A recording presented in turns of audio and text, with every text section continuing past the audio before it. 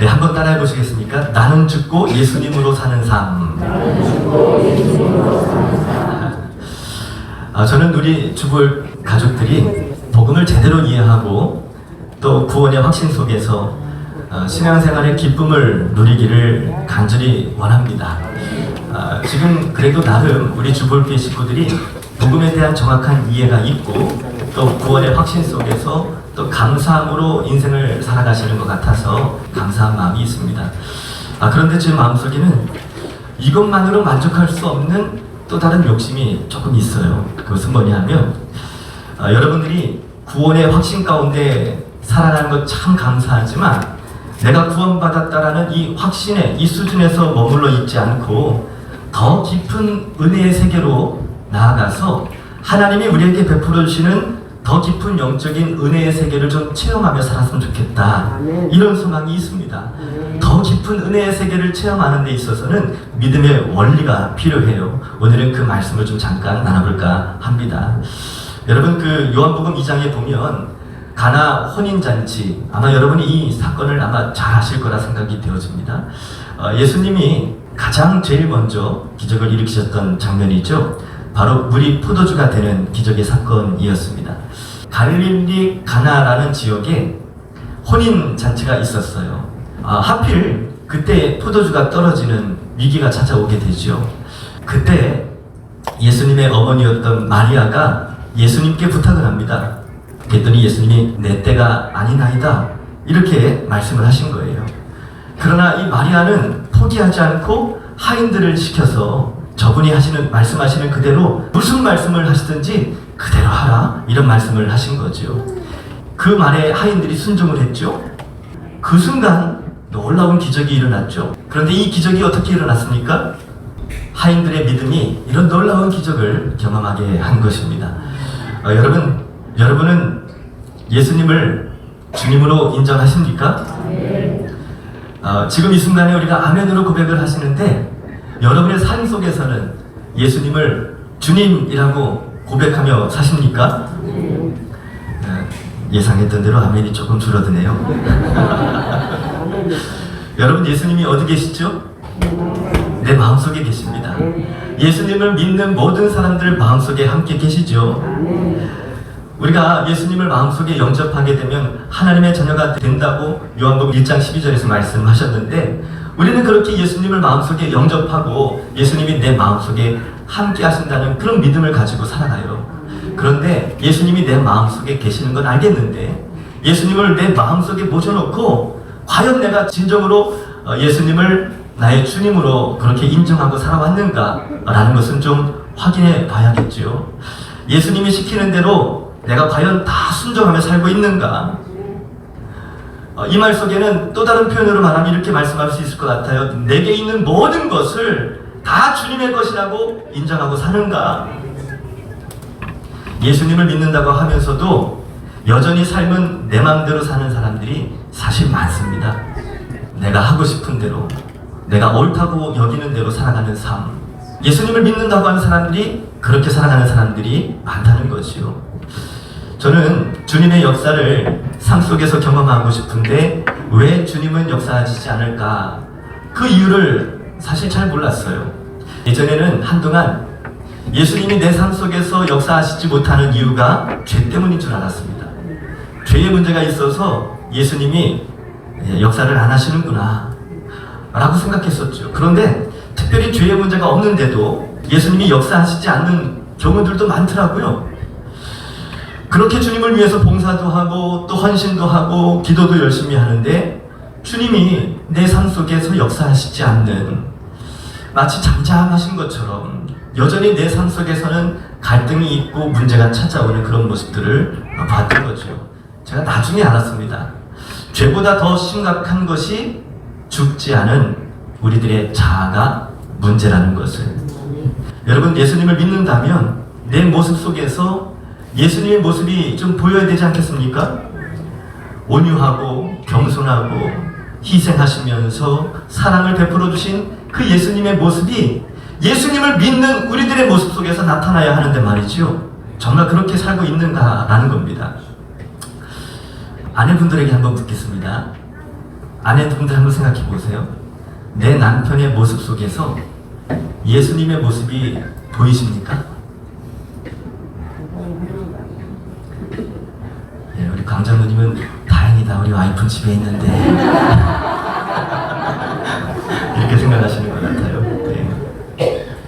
여러분, 내 안에 예수님이 계시는데 아내의 눈에 내 모습 속에서 예수님의 모습이 보여야 되는 게 맞겠죠? 그렇죠? 남편분들에게 물어보겠습니다. 아내의 모습을 보면 예수님이 보이십니까? 아멘을 하셔야 집에서 밥을 얻어주세요. 우리가 같이 함께 사는 아내의 모습 속에서도 예수님의 모습이 보여야 되는 게 맞겠죠. 그게 믿음의 삶 아닙니까? 자녀들에게 한번 물어보겠습니다. 부모님들의 모습 속에서 예수님이 보이십니까? 네. 그렇지, 용돈 받아들이면 어쩔 수 없지. 네, 그래요. 여러분, 부모님이 예수님을 잘 믿는 것 같은데 자녀분들은 그렇지 못한 경우들이 종종 있어요. 이유가 무엇이겠어요?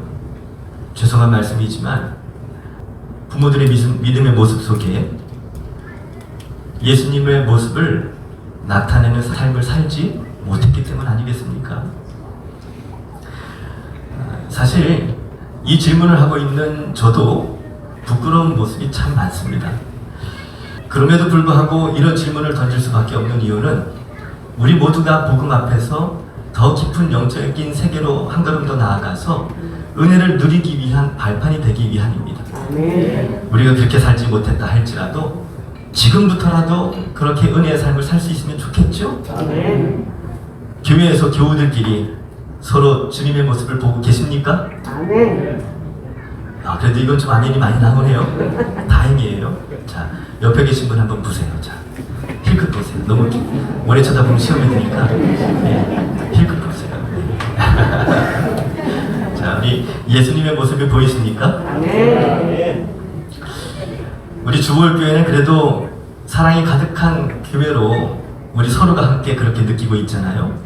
그런데 많은 교회들, 어떤 교회들 보면 교회 안에 분쟁이 끊어지지 않고 문제와 갈등이 계속되고 서로 상처를 주고 받고 시험에 들고 이런 일들이 비일비재하게 교회 안에도 나타난단 말이죠. 왜 그럴까요? 그런 이유가 있습니다. 자아가 죽어야 되는데 이 자아가 죽은 믿음이 없어서 그렇습니다. 어느 목사님이 은퇴를 하시면서 이런 말씀을 하셨대요. 자신은 평생 목회를 하면서 집을 팔아서 바친 교인도 봤고 땅과 또 피를 팔아서 바친 교인은 봤어도 성질을 뽑아서 바친 교인은 보지 못했다고. 이 말이 뭐예요? 여전히 성질은 그대로 남아있더라는 거죠. 예수님을 믿으시고 여러분은 성질을 뽑아 바치셨습니까? 한 분도 안 계시네. 네. 여보, 어떻게 나는 성질을 좀 뽑아 바친 것 같아요? 아멘이에요? 지은아, 아빠는 좀 어떻게 성질을 뽑아 바친 사람 같니? 묻지 말 걸 그랬다. 여러분, 성질이라는 것이 자아의 일부분이에요.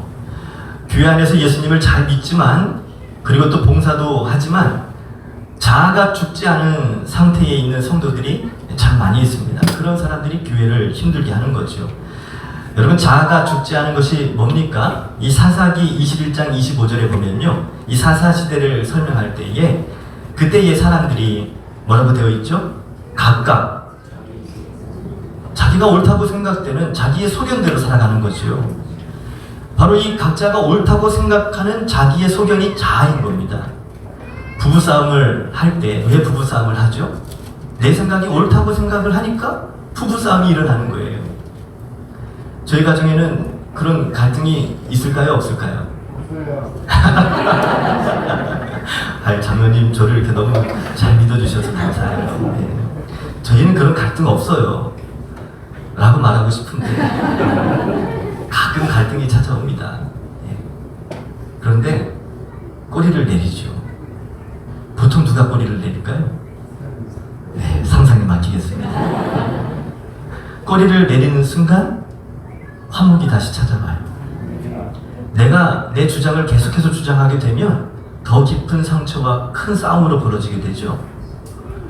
그 순간 아내의 생각을 존중해주고 내 생각과 좀 다르다 할지라도 인정해주고 그럴 수 있지 그러면서 내 마음을 내려놓으면 가정의 화목과 사랑을 지킬 수가 있어요. 여전히 내 마음, 내 생각, 내가 옳다고 여기는 내 소견을 포기하지 못하고 그래도 내 말이 맞는 말이지 내가 그렇게 하려 했잖아 이렇게 계속 주장하게 되면 서로에게 상처가 찾아오게 되는 거죠. 교회에서도 분열이 일어나는 것이 왜 그렇습니까? 주님을 향한 사랑이 없어서가 아닙니다. 주님을 향한 열정이 없어서가 아니에요. 교회에서도 분열이 일어나고 다툼이 일어나는 이유는 교회를 사랑하는 마음 때문에 그렇습니다. 열정이 커서 그래요. 내가 생각하는 것이 옳다라고 생각을 해서 내 열심, 나의 최선을 가지고 이렇게 해야 교회에 도움이 된다고 생각을 하니까 내 주장을 하다 보면 그러면 교회 안에 다툼이 일어나고 또 서로에게 상처가 되게 되는 일이 벌어지게 되는 거죠.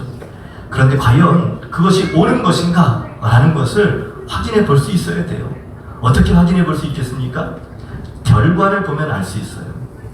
내가 생각하는 것이 과연 옳은 선택이었는가? 옳은 방법이었는가? 라는 것은 결과를 보면 알 수 있어요. 누군가에게 상처가 됐고 누군가에게 아픔을 줬다면 내가 내 주장을 내 소견이 옳다라고 주장하는 것 때문에 관계가 깨어지고 어려움이 찾아왔다면 그것은 결코 주님이 원하시는 방법은 아니었겠죠. 사실 이런 내가 옳다라고 생각되어지는 것 때문에 우리가 자꾸만 마귀에게 속아서 마귀의 종노릇하며 여전히 그렇게 끌려다니는 삶을 살게 되는 것이지요. 한 알의 미랄이 죽으면 한 알 그대로 있고 또 죽으면 많은 열매를 맺는다고 하셨는데 죽어야 하는 건 알겠는데 어떻게 하면 내 자아가 죽을 수 있단 말입니까? 여기에도 사실은 오해가 있어요. 자아가 죽어야지요. 이게 말이 맞는 말 같지만 틀린 말이에요. 죽어야 된다는 말을 한편으로는 좀 정신 좀 차려야겠네 이렇게 들을지 모르겠지만 아니에요. 그런 말로 이 자아가 죽었다라는 믿음을 고백하는 것이 아닙니다. 성경적인 대답은 나는 이미 죽었습니다 라는 고백을 하셔야 되는 거죠. 죽지 않은 것 같은 자신의 모습 때문에 한탄하면서 그래요 내가 죽어야 되는데 그리고는 내가 죽지 않아서 여전히 이렇게 문제가 찾아오네요. 제가 죽어야 할 사람입니다. 이런 고백들을 하는 사람들이 많이 있는데 여러분 죽어야지가 아니라 나는 이미 죽었습니다 라고 믿음으로 선포하셔야 되는 거예요. 여러분 그 박보영 목사님이라고 혹시 아십니까? 이분이 의사 출신인데요. 인천의 방주교회를 섬기시다가 은퇴하신 분이신데 이분이 그 의사 출신이잖아요.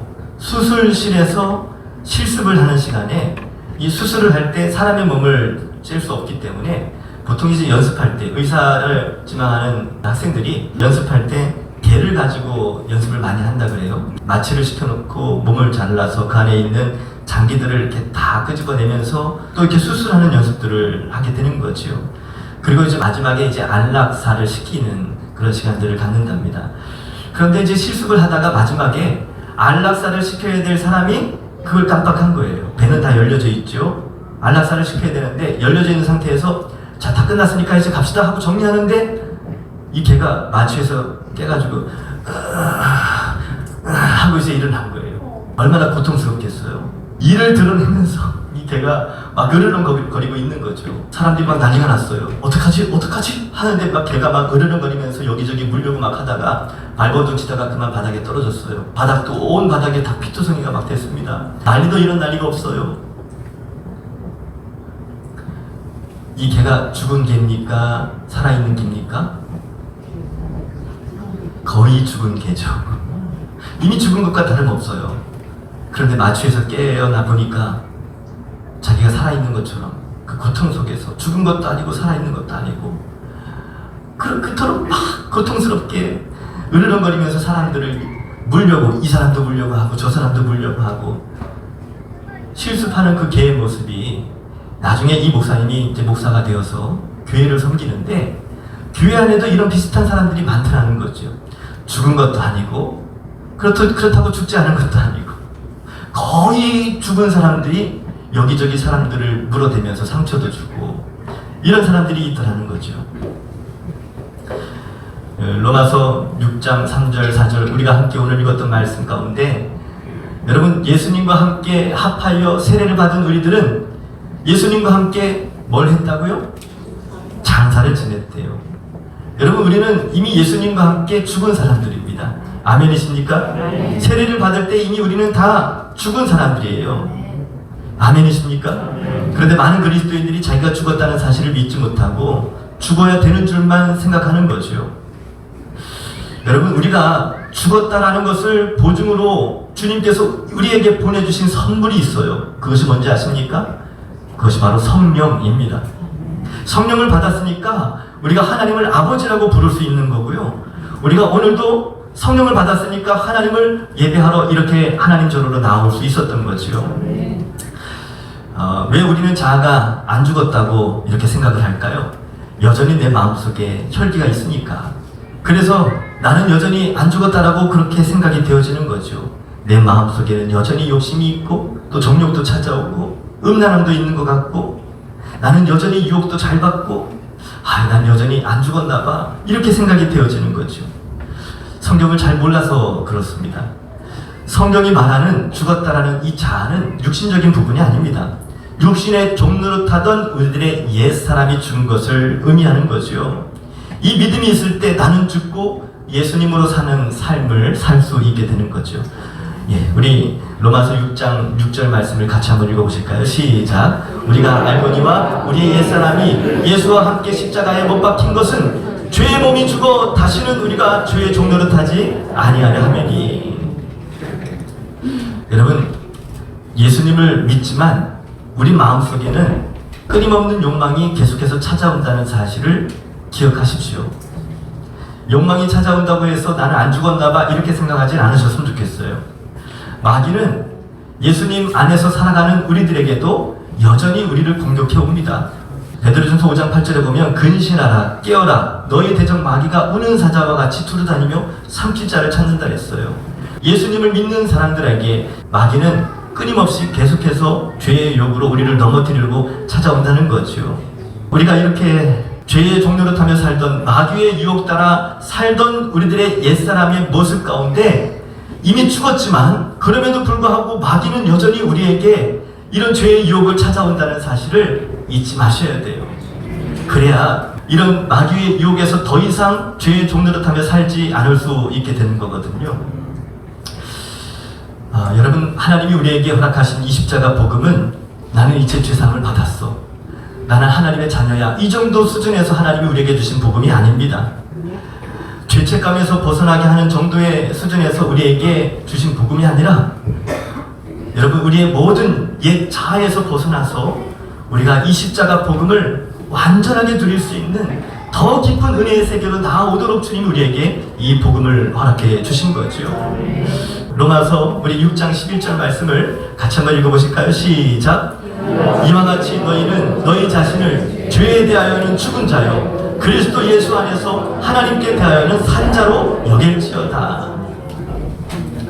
2000년 전에 주님이 십자가로 이루어 놓으신 그 십자가의 사건은 단순히 죄의 문제만 해결해 놓은 것이 아니라 더 깊은 은혜의 세계로 나아가서 풍성한 하나님의 사랑을 누릴 수 있도록 이 십자가의 은혜를 주님이 우리에게 다 베풀어 주셨는데 그것을 우리는 믿기만 하면 되는 거죠. 죄에 대하여는 죽은 자요 하나님께 대하여는 산 자로 여기는 믿음이 우리에게 필요한 겁니다. 여러분, 사도 바울이 이 복음을 설명할 때 각 서신서마다 이 복음을 아주 자세하게 설명을 해 놓았어요. 그 중에서 특별히 이 로마서 말씀이 복음을 가장 그 논리적으로 잘 설명해 놓은 말씀이잖아요. 이 로마서 말씀과 더불어서 이 갈라디아서 말씀도 이 복음의 핵심적인 내용을 잘 정리해 놓은 말씀인데 여러분 그 로마서 6장에 보면요, 그 사도 바울이 십자가 복음을 설명할 때 우리라는 표현을 써요. 우리는 우리 모든 사람들을 뜻하는 거죠. 그런데 갈라디아에서 가보면 이 우리라는 표현을 내가라는 표현으로 바꾸게 돼요. 여러분, 우리라는 표현은 모든 사람들을 위한 복음이라고 말할 수 있죠. 그런데 내가라고 말하는 것은 그 모든 사람들에게 베풀으신 이 복음이 다른 사람들, 남의 복음이 아니라 나의 복음으로 받을 수 있어야 됩니다. 여러분, 김익두라는 목사님 혹시 아십니까? 이분이 예수님을 믿고 새 사람이 되셨어요. 깡패 출신이에요. 얼마나 많은 사람들을 괴롭혔는지 몰라요. 이 사람이 예수님을 믿고 나서 완전히 삶이 변화됐어요. 그런데 사람들이 믿을 수가 없었어요. 사람들이 아무도 믿어주질 않으니까 이 김익두라는 목사님이, 그때는 목사가 아니었죠, 자기 부고장을 써서 스스로 시내에 있는 사람들에게 사람을 시켜서 막 돌렸어요. 김익두가 죽었다는 부고장이죠. 그랬더니 그 부고장을 받아든 사람들이 김익두가 죽었대, 김익두가 죽었대, 다들 기뻐하는 거예요. 그런데 그 기쁨도 잠시, 일요일이 돌아왔어요. 죽었다던 김익두가 글쎄 성경을 들고 교회를 가는 모습을 보게 된 거죠. 사람들이 성경을 들고 교회를 가는 김익두의 모습을 보고 깜짝 놀랐어요. 아니, 죽었다던 김익두가 여전히 살아있네. 근데 보니까 옆에 성경을 끼고 교회를 가고 있는 거죠. 김익두가 달라진 거예요. 김익두가 완전히 달라졌어요. 얼굴 표정에 이렇게 도끼가 있다가 이렇게 인자하게 사랑으로 가득한 표정으로도 바뀌고, 그가 말하고 행동하는 것들도 완전히 다 바뀐 거예요. 야, 진짜 교회 가더니 바뀌었네? 사람들이 궁금한 거예요. 정말 바뀌었을까? 김익두가 죽었다고, 자기는 과거에 김익두가 죽었다고 그렇게 자꾸 고백을 하는데 진짜 죽었는지를 확인하고 싶었던 거예요. 그래서 어느 날 실수인 것처럼 지나가는 김익두에게 물을 확 끼얹었답니다. 왜요? 이 인간이 진짜 죽었나 안 죽었나 확인해 보려고 물을 확 끼얹었죠. 화를 내는지, 진짜 승질을 부리는지 안 부리는지 보고 싶었던 거예요. 물벼락을 맞은 김익두가 시 웃으면서 그냥 지나가더랍니다. 과거의 김익두였으면 어떻게 됐겠어요? 너 일로 와, 이씨. 그렇게 되지 않았겠습니까? 그냥 시 웃으면서 그냥 지나가는 거죠.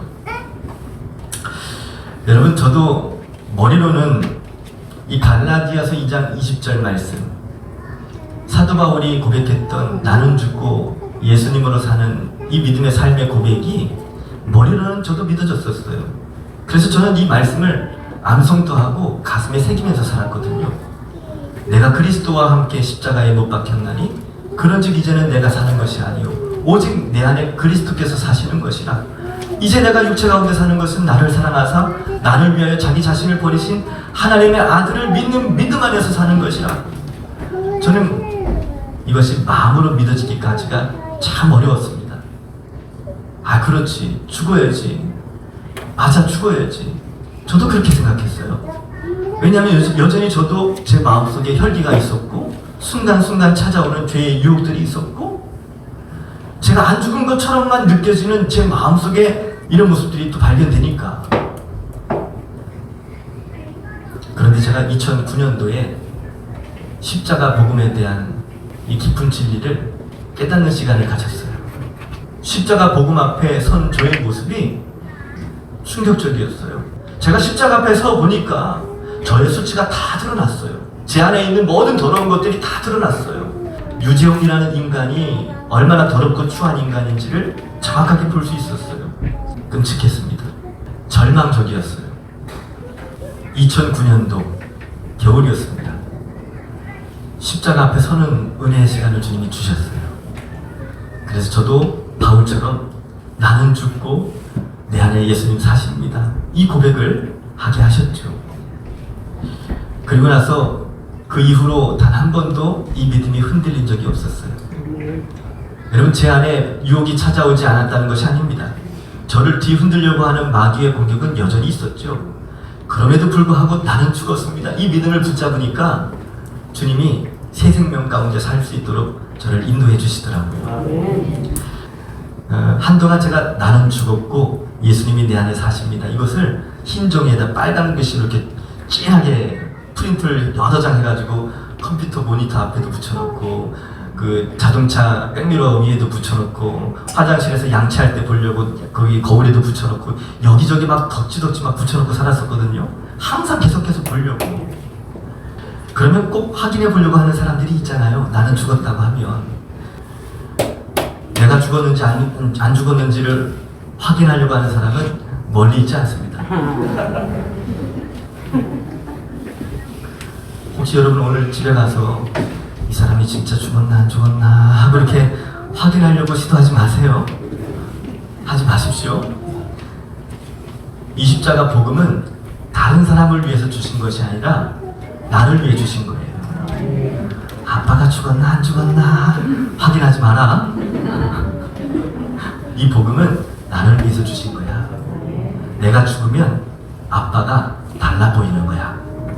내가 안 죽으면 아빠가 이상하게 보이고, 내가 죽음으로 넘겨지면 아빠가 존경스럽게 보이는 거지. 아멘? 아멘? 내가 죽으면 아내가 사랑스럽게 보이는 거예요. 내가 죽어야 남편이 남편답게 인정이 되는 거죠. 내가 안 죽으니까 남편이 마음에 안 들고, 내가 안 죽으니까 아내가 사랑스럽지 않은 거예요.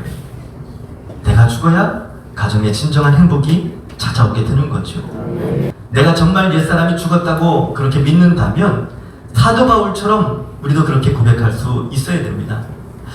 사도 바울도 그랬습니다. 갈라디아서 2장 20절에서 고백한 나는 죽고 예수님 내 안에 사십니다. 이 고백이 단 한순간에 단 한 번의 고백으로 끝나지 않았어요. 고린도 후서 15장 31절에 보면 사람들 앞에서 단언하면서 고백하기를 나는 날마다 죽노라 라고 고백을 했어요. 복음에는 하나님의 의가 나타나서 믿음으로 믿음에 이르게 하나니 기록된 바 오직 의인은 믿음으로 말미암아 사리라 함과 같으니라. 항상 믿음의 결단은 계속되어야 되는 거죠. 어제 믿었다면 오늘도 믿어야 되는 거고, 오늘 믿었다면 또 내일도 우리에게 믿음이 필요한 겁니다. 여러분, 더 이상 죽지 않은 자에 매여서 주님 뜻대로 살아보려고 애쓰는 자가 되지 마시고 믿음으로 나의 옛 자의 죽음을 받아들이고 더 깊은 은혜의 세계를 누리시게 되기를 주님의 이름으로 축복합니다. 예수님으로 사는 것이 진짜 복음입니다. 우리 주님 다시 오실 때까지 함께 찬양했으면 좋겠는데요. 우리 믿음의 삶을 되돌아보시면서 주님 앞에 결단하면서 함께 주님께 나아가도록 하겠습니다. 주님 다시 오실 때까지 함께 찬양하겠습니다. 주님 다시 오실 때까지 나는 이 길을 가리라. 좁은 문 좁은 길 나의 십자가 지고 나의 가는 이 길 끝에서 나의 가는 이 길 끝에서 나는 주님을 보리라. 영광의 내 주님, 영광의 내 주님 나를 맞아주시니, 나를 맞아주시니. 주님 다시 오실 때까지, 주님 다시 오실 때까지 나는 일어나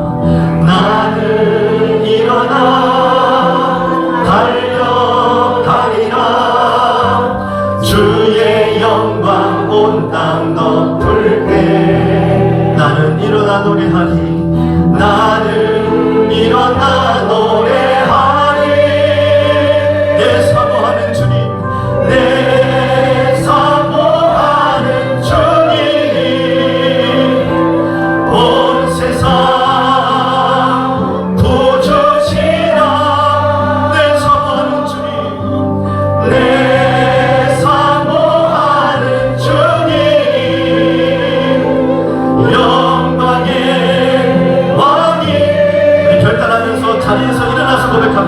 주님 다시 오실 때까지, 주님 다시 오실 때까지 나는 일어나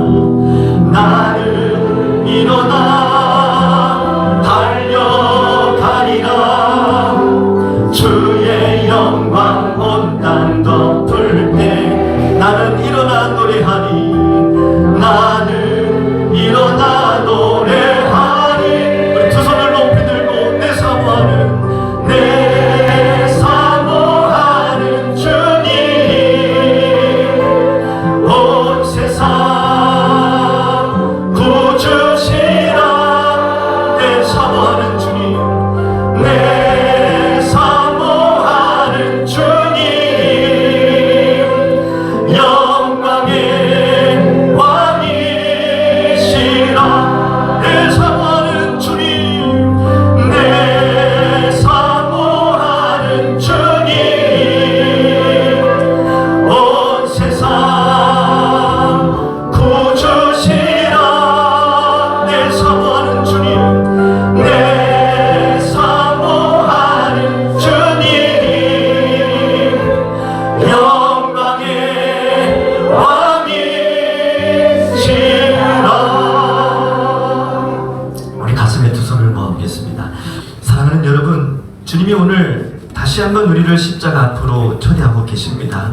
우리 이 시간 들었던 말씀을 생각하시면서 우리 주님 앞에 우리 말씀에 반응하면서 새롭게 결단하며 주님께 기도로 나아가기를 원하는데요.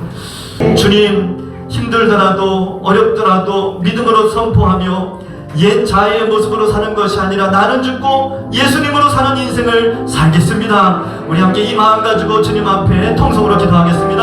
아버지 하나님 감사합니다. 주님 감사합니다.